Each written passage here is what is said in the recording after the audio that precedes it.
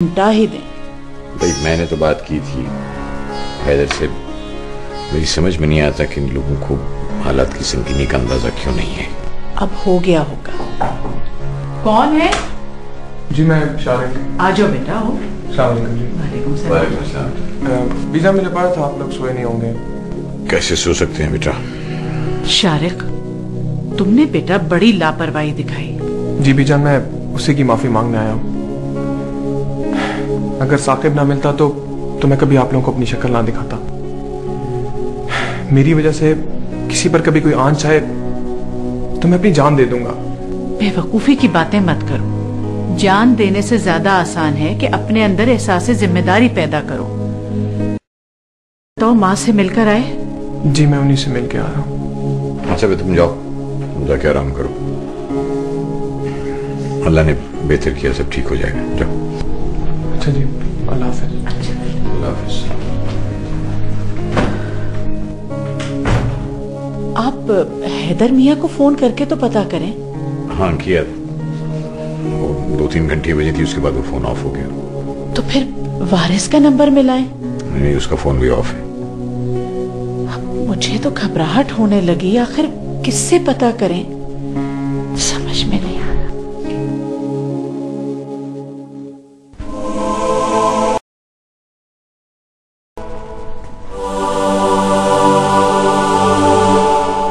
क्या हुआ शारिक? तुम कल से जाग रहे हो, सोए नहीं हो? मामा कैसे सोऊं? अगर साकिब नहीं मिला तो मैं कभी अपने आप को माफ नहीं कर सकूंगा। बस दुआ करें वो मिल जाए। मिल जाएगा, लेकिन मेरी एक बात गौर से सुनो। सफदर साहब की बहू और बेटी तुम्हारा आना जाना पसंद नहीं करती। अगर खुदा ना खास्ता साकिब को कुछ हो गया तो? मामा खुदा ना करे उसे कुछ ऐसा हो। हाँ, खुदा ना करे कि ऐसा हो, लेकिन इससे पहले कि उनमें से कोई तुम्हें ताना दे, तुम उनके घर आना जाना कम कर दो। मगर मामा मैं तो सिर्फ ट्यूशन पढ़ाने जाता हूँ। सिर्फ ट्यूशन पढ़ाने जाया करो। मामा अभी तो जाने दे, मैं पता करूँ मिला नहीं मिला। इतनी सुबह जाने की कोई जरूरत नहीं। आ जाएगा तो पता चल जाएगा। चलो आओ, चल के आराम करो। चलो।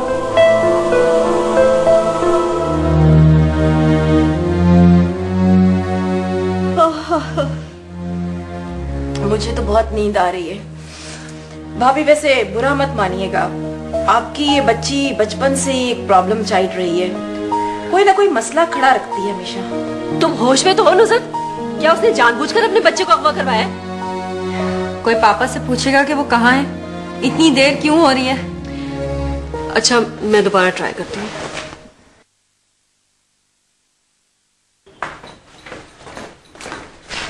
माँ, साकिब, साकिब, आ गए तुम बेटा? मेरा बच्चा। मामा आप क्यों रो रही हैं? पापा मुझे मॉल में मिल गए थे, कहने लगे कि तुम्हें गाड़ी में घुमा के लाता हूँ। फिर मुझे नींद आ गई। ठीक है बेटा, जाओ रक्षी इसे कमरे में ले जाओ। जाओ। अल्लाह का लाख लाख शुक्र है कि बच्चा खैरियत से घर वापस आ गया। ये हसीब का भी कुछ करना पड़ेगा। मैं फोन करके वारिस को इतला देती हूँ। हाँ, जिंदगी तमाशा बनकर रह में कट गई। ना दिन को चैन है ना रात को। बच्चों को मुंह उठा के निकल जाता है। ओहो भाई, तुम्हें पता नहीं कब अकल आएगी। सारी अकल तो आपने ले ली है ना मुझसे। मेरे पास कब छोड़ी है? फजूल बातें मत किया करो।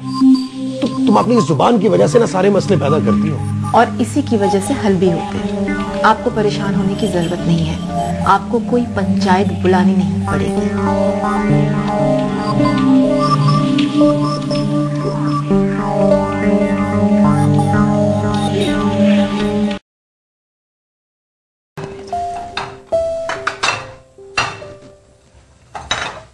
मामा, मैं रक्षा आपी का नाश्ता उनके कमरे में ले जाऊं? उनकी तबीयत ठीक नहीं है ना? नहीं, उसे तुम यही बुला लो। बेचारी बड़े डिप्रेशन में है कल से। भाभी, आप जरा रक्षी को समझाएं कि वो बच्चे की तरबियत पे खास ध्यान दे। उसे इतना तो समझाए कि वो इस तरह किसी के साथ ना जाया करे। क्या मतलब है तुम्हारा? वो बच्चे की सही तरबियत नहीं कर रही? मेरा ये मतलब नहीं है। असल में बाप से महरूम बच्चे एहसास कमतरी का शिकार हो जाते हैं। उनका खास ख्याल रखना पड़ता है। बस बस रहने दो, कल साजिदा भी यही कह रही थी, अब तुम भी उनकी जबान बोलना शुरू हो गई। तो साजिदा भाभी गलत तो नहीं कह रही, उसकी वजह से सारे घर वालों को परेशानी। माफी चाहती हूँ मैं परेशानी की, आइंदा से आप सब लोग हमारे किसी मसले पर परेशान मत होइएगा। जी मम्मा का ये मतलब नहीं था, वो तो। क्या हो गया है आपको? आंखें खुल गई हैं मेरी। मैंने ऐसा क्या कह दिया कि आप इतनी नाराज हो रही हैं? मेरी बेटी तो आंखों में खटकती है सबके। अरे वो भी इसी घर की है, इतने दुख के दिन देखे उसने, और आज जो कुछ उसके साथ हो रहा है किसी को उससे हमदर्दी नहीं है। आंटी आप तो। है ना, तुम जाओ। मम्मा लेकिन मैंने कहा ना तुम जाओ।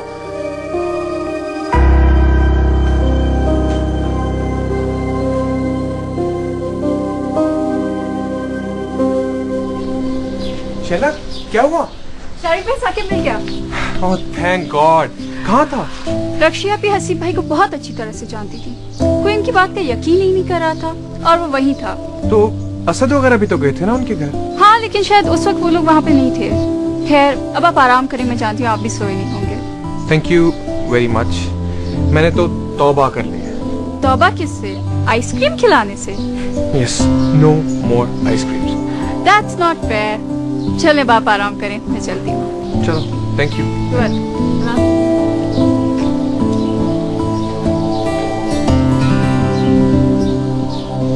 बेटा आइंदा कम से कम साकिब को तो अपने साथ बाहर मत ले जाना। हसीब तो खामखा में मौके तलाश करता है रक्षी को परेशान करने के।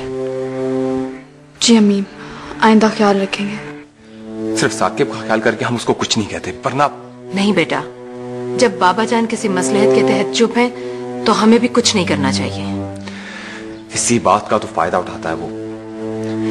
रक्षी आप ही तो हर लम्हा इस बात पर पछताती हैं कि उन्होंने ऐसे शख्स से शादी क्यों की। बेटा, जिंदगी की कुछ गलतियां ऐसी होती हैं जो इंसान को मैच्योर करने में और जिंदगी को समझने में मदद देती हैं। हसीब से शादी करना भी रक्षी की ऐसी गलती थी। उस शख्स से निजात मिल जाए हम लोगों को।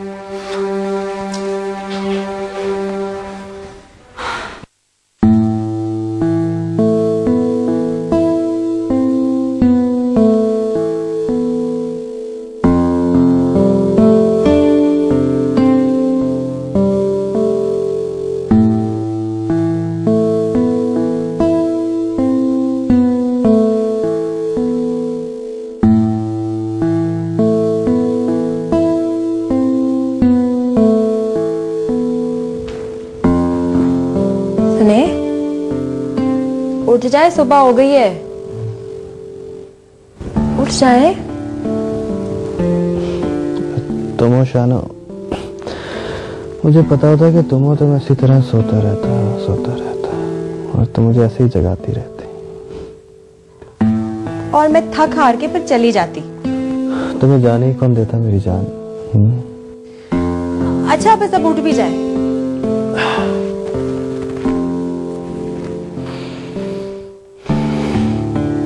क्यों जान चाहो, तुम्हारी तो ख्वाब देख रहा था, कम से कम ख्वाब में करीब थी। तो अभी भी तो करीब ही हो ना। इसे करीबाना कहते हैं।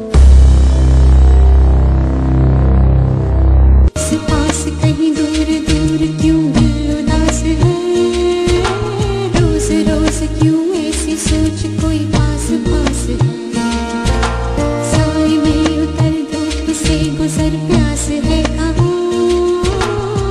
गुम हुई बात गुम हुई कैसी प्यास है, यूं खो गया दिल बता दिल कैसे ढूंढे कई आसमां, वो रिश्ते वो नाते वो रिश्ते